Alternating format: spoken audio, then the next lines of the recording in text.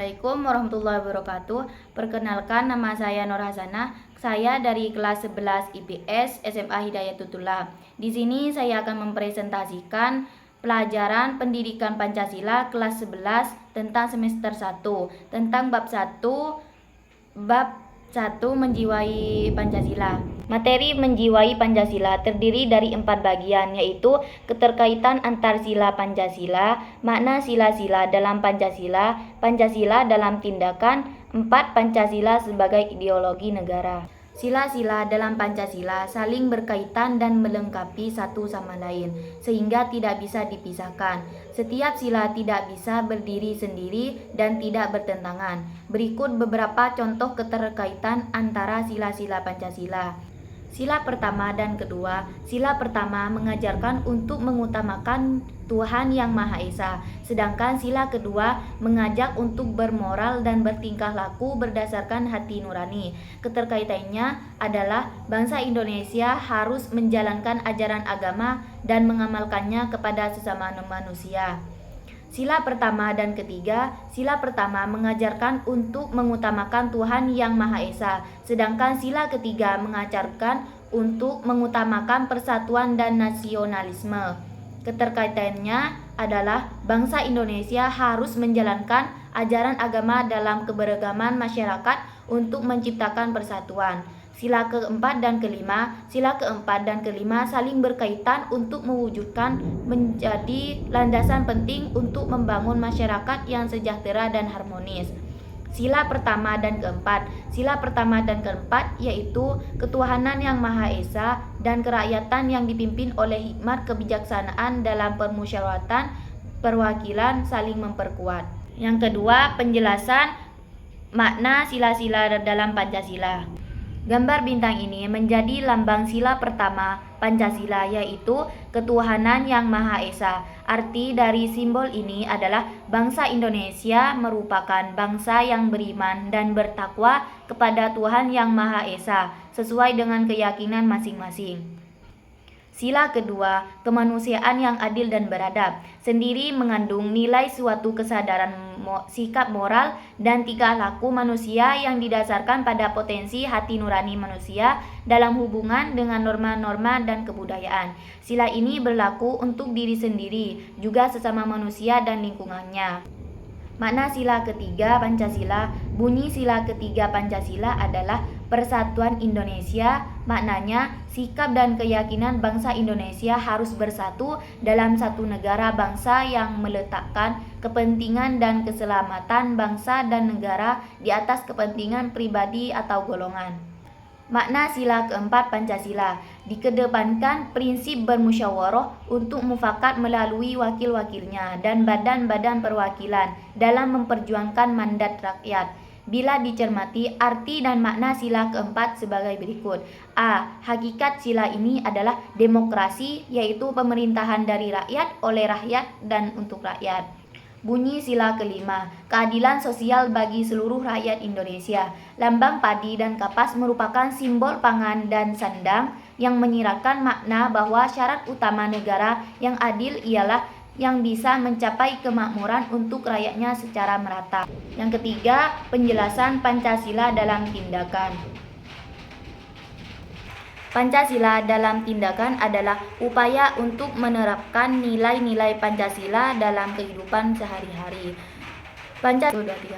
Pancasila bukan hanya teori atau nilai yang ada di angan-angan, tetapi harus nyata dalam tindakan dan mengikat masyarakat Indonesia.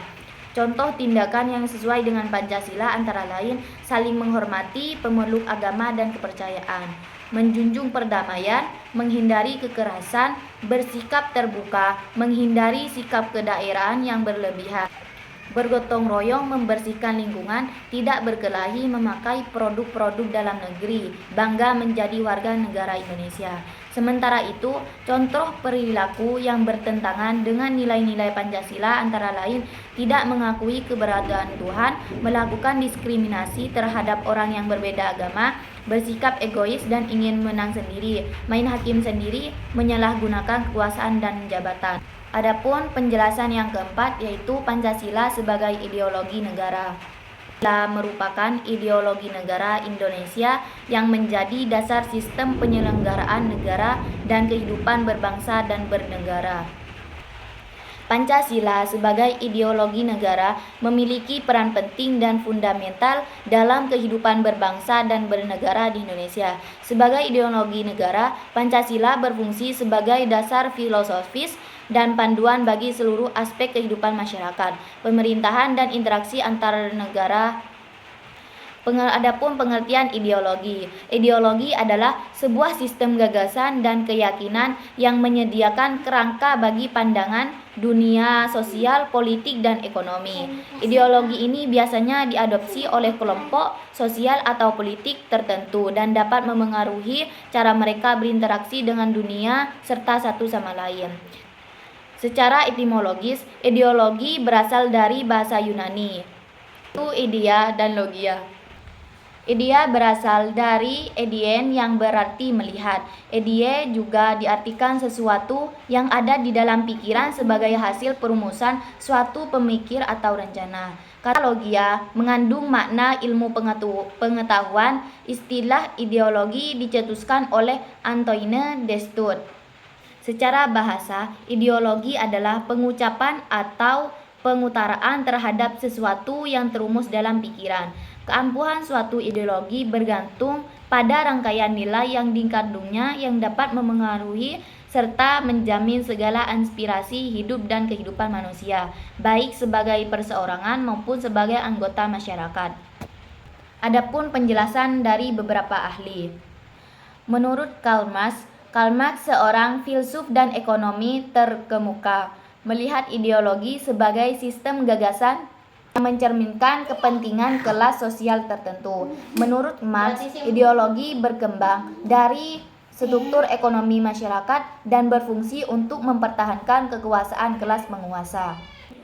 Yang kedua, menurut Antonio Gramsci. Gramsci seorang teoretikus Marxis Italia, mengembangkan konsep hegemoni untuk menjelaskan cara-cara kelas penguasa mempertahankan kekuasaan melalui kontrol atas nilai dan keyakinan budaya. Bagi Gramsci, ideologi adalah alat untuk menciptakan dan mempertahankan hegemoni atau dominasi kultural atau intelektual.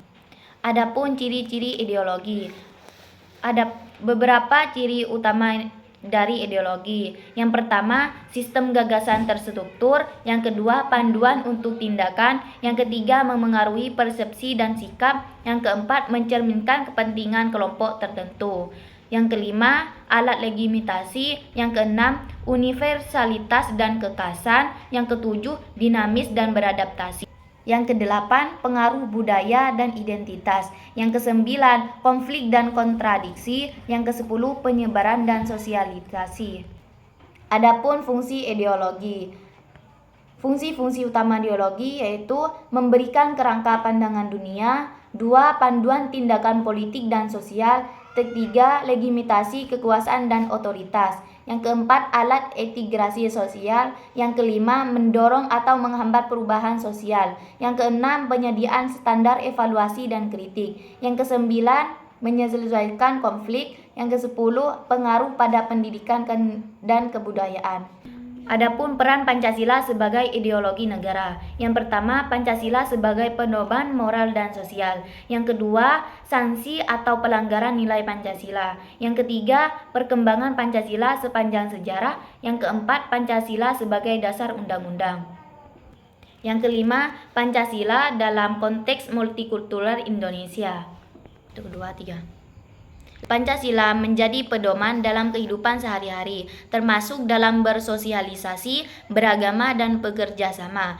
Dasar sistem kenegaraan, sistem pengaturan dan kebijakan pemerintah harus berlandaskan pada nilai-nilai Pancasila.